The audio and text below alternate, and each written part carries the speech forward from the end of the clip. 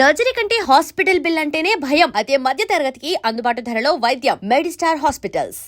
సరే, ఓకే, మన అజిత్ టాపిక్ వద్దాం. రెమ్యునరేషన్ టెక్నీషియన్లకు ఇప్పించే విషయంలో అజిత్ ఇన్స్పిరేషన్ ఎలా? అది 7 Acres నేను వేరే షూటింగ్లో ఉంటే పక్క షూటింగ్లో అజిత్ ఉన్నాడు. అంటే నేను అక్కడ విన్నాను టాపిక్ ఏంటంటే, డ్రైవర్లు ప్రొడక్షన్ వాళ్ళు మాట్లాడుకుంటున్నారంట.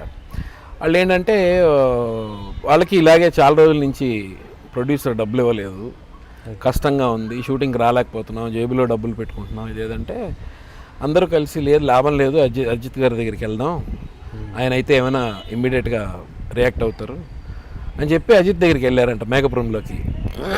వెళ్తే సార్ ఇలా అయింది సార్, మాకు రోజు కష్టం అవుతుంది సార్, ఫుడ్ తీసుకురావడానికి కష్టం అవుతుంది, డీజిల్కి కార్లు డీజిల్కి కష్టం అవుతుంది, ఇది అదే అన్నీ చెప్పారంట అజిత్కి. చెప్తే అది మీ ప్రాబ్లం, నేనేం చేయగలను అన్నాడట. నాకు సంబంధం ఏంటి, మీరు వచ్చి నన్ను అడుగుతారు, మీరు ప్రొడ్యూసర్ గారిని కదా అడగాలి, నేనేం చేయగలను, నేనేం చేయలేను, మీరు దయచేసి మీ ప్రాబ్లం మీరు చూసుకోండి అని చెప్పి పంపించేశారు. వీళ్ళకి షాక్.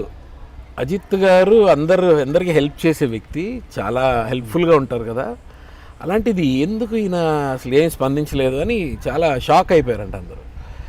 అయిపోయి సర్లే మన కర్మ అనుకుని వెళ్ళిపోయారు. వెళ్ళిపోయిన తర్వాత కో డైరెక్టర్ గారు ఎవరో షార్ట్కి రమ్మని అజిత్ గారిని పిలవడానికి వెళ్తే ఆయన మేకపురంలో లేడంట.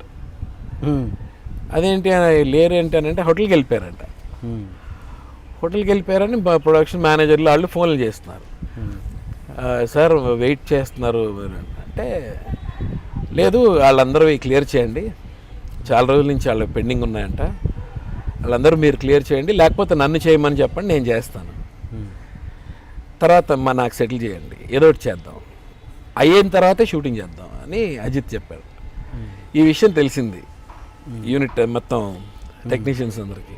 ఓకే, మన దగ్గర ఏమో మీరు నా ప్రాబ్లం కాదు కదా, మీరే చూసుకోవాలి కదా అని చెప్పి టక్కని ఆయన వెళ్ళిపోయారు. అంటే అసలు ఎలాంటి వ్యక్తి ఆయన అని చెప్పి నేను చాలా హ్యాపీ ఫీల్ అయ్యాను. బికాజ్ నాకు అజిత్ నాకు ఫస్ట్ ప్రేమ పుస్తకం నుంచి మంచి ఫ్రెండ్. సో విని చాలా దట్ ఈస్ తల అనుకుంటా అజిత్ అనుకుంటా. అంటే అక్కడ చెప్పకపోవడంలో రీజన్ ఏంటి? ఎక్కడ క్యారవాన్లో చెప్పకపోవడానికి? అదే మేకప్ రూమ్లో అది ఆయన స్టైల్. ప్రొడ్యూసర్ని తక్కువ చేయడం ఇష్టం లేదేమో. ఏమో మేబీ అది కూడా అవ్వచ్చు. అక్కడికక్కడ పిలిచి ఆయన ముందర అడిగి ఇబ్బంది పెట్టేట్టుంటుంది కదా, మేబీ అది కూడా అవ్వచ్చు. అందుకనే వెళ్ళిపోయి నాకు తెలియదు, నాకు సంబంధం లేదని చెప్పి ఆయనే మీద వేసుకుని మొత్తం అందరికీ క్లియర్ చేయించారట. రెడ్ అనే షూటింగ్. ఓ రెడ్డా, ఓకే. ఈ క్యారెక్టర్ మీ ఇంట్లో అయితే తెలుసు కదా, వైఫ్కి ఈ క్యారెక్టర్ ఇలా ప్రతి దాంట్లో ఇన్వాల్వ్ అవుతాడు, ఇలా తగోలు పరిష్కారం చేస్తుంటాడు, ఇలాంటి క్యారెక్టర్ అని తెలుసు కదా, ఎప్పుడన్నా రిస్ట్రిక్ట్ చేస్తుంటుందా తను? అంటే ఎందుకు మనకి ఇవన్నీ అని? లేదు, తను అంతే. అవునా? Okay okay. తప్పుంటే మాట్లాడాలి అనే తత్వమే అంతే, అడగాలి, నువ్వు ఎందుకు అడగవు అంటూ. ఇప్పుడు మేము జనరల్గా ఎక్కడికైనా మేము బయటికి వెళ్ళేటప్పుడు ఎవడో టక్కన వచ్చి తగిలిచ్చాడు, సపోజ్ ఏ బైక్ కూడా ఎవడో ఇలా వచ్చి తగిలిచ్చాడు బండికి, మ్యాక్సిమం ఏమంటాం, రై అంటాం, ఏదో ఆపు, వాడిని చేయి పట్టుకో, వాడిని ఆపు, అలా ఎలా తగిలిస్తాడు వాడు, నువ్వు అలా వదిలేస్తావు ఏంటి అంటుంది. Very good. అంతేగాని మనకి ఎందుకు వచ్చిన గొడవ, మన పని మనం చూసుకోవచ్చు కదా సైలెంట్గా, ఆ టైప్ కాదు. పట్టుకో, వాడిని పట్టుకో, అలా ఎందుకు వదిలేస్తావు, నేనైతేనా అంటుంది.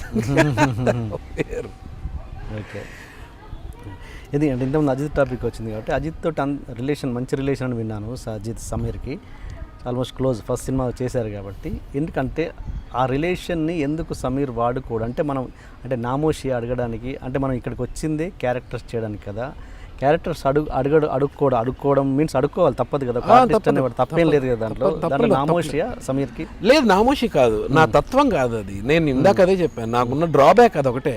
ఓకే, నేను అడగను, నేను అడగలేను, మేబీ నాకు ఎందుకో తెలియదు, నేను జనరలీ నాకు అడగాలనిపించదు.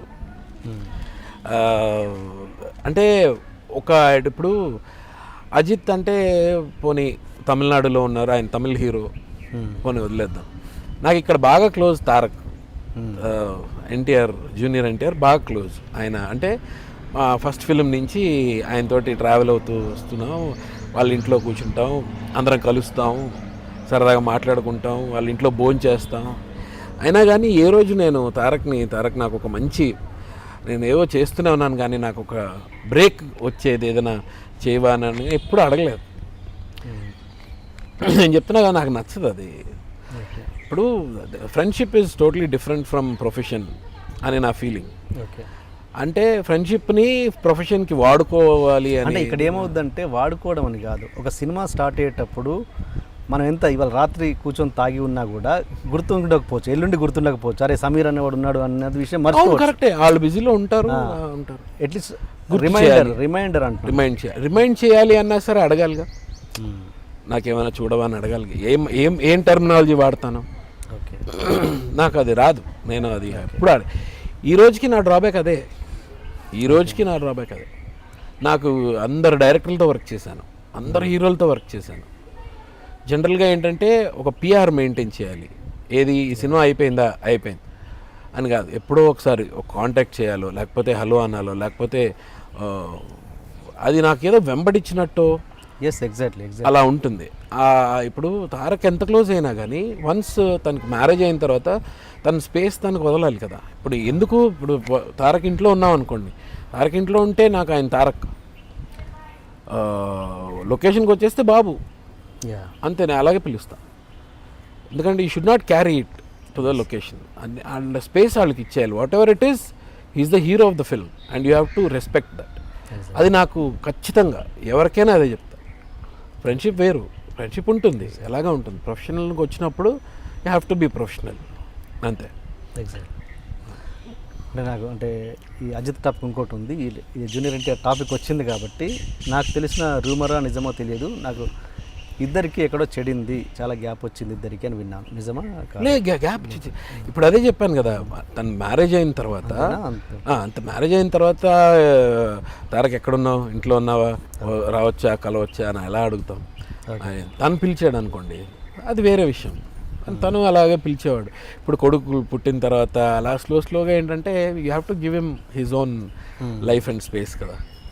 నాకు అలాగే దానివల్లే ఫ్యామిలీ, ఇంకా పిల్లలు, వాళ్ళకి వాళ్ళ ఎట్లా మేనేజ్ చేస్తావు సార్ మీరు? నాకు అట్లా కాదు, ఇప్పుడు రామ్ చరణ్ క్లోజ్ అంటావు, ఎన్టీఆర్ క్లోజ్ అంటావు, అంటే ఇద్దరు అంటే వాళ్ళిద్దరు ఎంత క్లోజ్ అనేది పక్కన పెడితే బయట ఫ్యాన్స్ అన్నది విపరీతంగా ఒకరు కొట్టుకుంటారు కదా, ఆ కంపౌండ్ వేరు, ఈ కంపౌండ్ వేరు. అవును, ఇద్దరిని ఎలా మేనేజ్ చేస్తావు? నా ఏం లేదు, నేను ఇప్పుడు నా గురించి తెలిసిన వాళ్ళు అయితే ఎటువంటి మనసులో ఏది పెట్టుకోరు.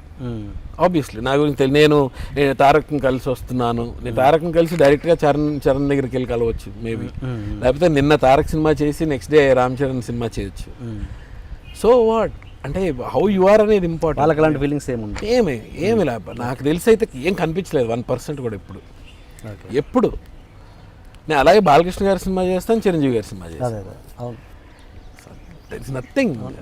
ఉన్నదల్లా ఫ్యాన్స్ తప్ప వాళ్ళకి ఫ్యాన్స్లో కూడా ఎవరో కొంతమంది, మొత్తం అందరూ కాదు. ఎందుకు అని ఆ ఫైట్ ఒకటి ఉంటే అదో థ్రిల్ ఉంటుందని. And for more videos, please subscribe to iDream. Please subscribe to iDream. Please subscribe iDream. And please subscribe to iDream. For more videos, subscribe to iDream. please like, share and subscribe to the channel. Congratulations, iDream. Subscribe to iDream. Subscribe to iDream. So subscribe to iDream Media. iDream ki iDream team andarki huge congratulations. Please subscribe iDream Media. Please subscribe to iDream. Subscribe iDream. Please subscribe to iDream. iDream అంటే నా కళల channel subscribe చేసుకున్న నోరు తిరుగుతలేదు, మీరైతే గంట గుర్తు కొట్టండి. For more such videos, please subscribe to iDream. Subscribe to iDream. Please subscribe to iDream. Please subscribe iDream Media. Please do subscribe to iDream. Please subscribe to iDream Media. For best entertainment and information, please subscribe iDream. And don't forget to subscribe to iDream.